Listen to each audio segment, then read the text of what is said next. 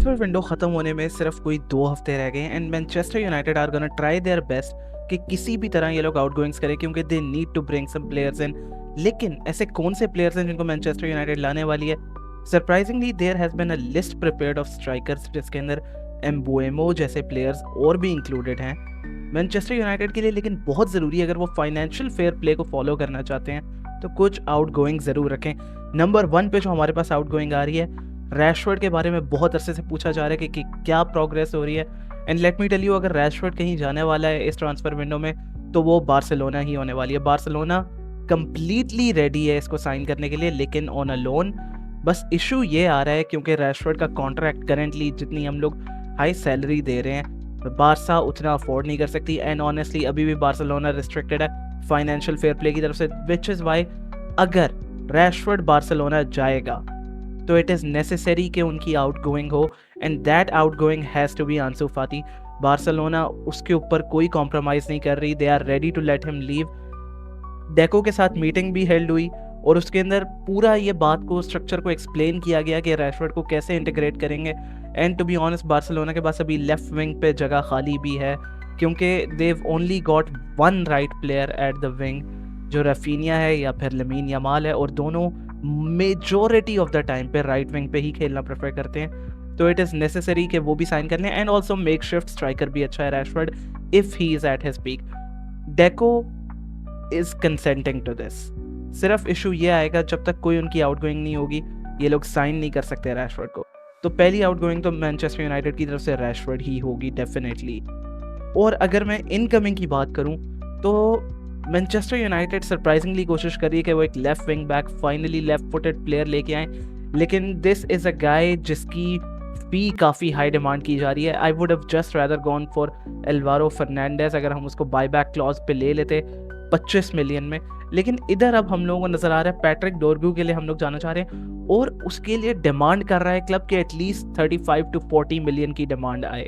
Manchester United is not willing to pay that much. Obviously हम लोग भी bankrupt हुए हैं, फाइनेंशियल फेयर प्ले ने हमें मारा हुआ है and we can not afford this. लेकिन मैनचेस्टर यूनाइटेड ने काफ़ी मीटिंग हेल्ड की है और इनके प्रेसिडेंट जो हैं वहाँ उन्होंने पूरी प्रोग्रेस भी दिखाई है टॉक में कि they are glad Manchester United approach कर रही है और एक ये हिस्टोरिक फॉर्म हो सकती है क्योंकि इस तरह की साइनिंग्स नहीं की हुई यूनाइटेड ने ज़्यादा। I am still not sure about this signing, I am still not sure कि this is the one to go for. And the worst part is इसको लेने के लिए we are trying to sell someone जो हमारे लिए इतना ज़्यादा वैल्यूएबल था वंस अपॉन अ टाइम, जिसको हम लोग स्टार बॉय कह रहे थे। इट इज़ अनबिलीवेबल कि Napoli are trying to snatch Alejandro Garnacho and the worst part is इसका एजेंट पिछले दिनों चेल्सी वर्सेस वुल्व्स में उस मैच पे भी अवेलेबल था और स्काउटिंग कर रहा था। he was checking out कि is this the right environment for Alejandro Garnacho. I am sure कि this guy will succeed. हमारे ऊपर लानत होगी कि हम लोग अपने स्टार बॉय को बेच रहे हैं जिसने न्यूमरस कप गेम्स में, फाइनल्स में, बड़े मैचेस में गोल्स मारे हुए, असिस्ट किया हुआ है, और हम लोग इसको सिर्फ 55 या 50 मिलियन में बेचने वाले हैं। हमारी initial demand was around 70 to 75, लेकिन नेपोली धीरे धीरे हमें वेयर डाउन कर रही है क्योंकि उनको पता है हम लोग कुछ कर नहीं सकते। Napoli might be offering us a discount अगर हम लोग ये डील कर लेते हैं 50 या फिर 55 मिलियन में, और वो डिस्काउंट होगा हमारे पास ओसेमन की डील में if we are willing to sign Osimhen. I do not think of this as a good piece of business. Some people have said कि अगर हम लोग अपनी ये अकेडमी प्रोडक्ट को बेचते हैं तो फिर we will be having a lot of freedom in terms of financial fair play। 50 million का अगर ये चाहते हैं तो हम लोग 3 सेपरेट 50 मिलियन की साइनिंग्स कर सकते हैं। I don't understand the books, लेकिन I was reading about this somewhere. I don't know किस हद तक ये सच है।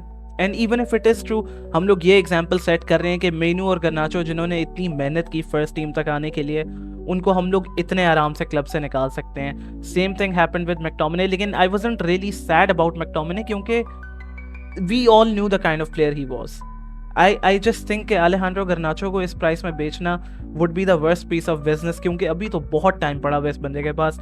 एंड नेपोली और चेल्सी दोनों इसमें हाईली इंटरेस्टेड है। अभी भी Manchester United are trying to find a way to sell him. हम लोगों ने 75 मिलियन इनिशियली मांगा है, लेकिन हम लोग ऑनेस्टली 50 to 55 मिलियन में बेचने वाले हैं। I do not think Manchester United की ये ट्रांसफ़र विंडो कोई अच्छी खबर लाने वाली है। I am not glad, I am not happy about this at all. लेकिन अगर आप लोगों के कोई और थॉट्स हैं तो फिर please let me know in the comments.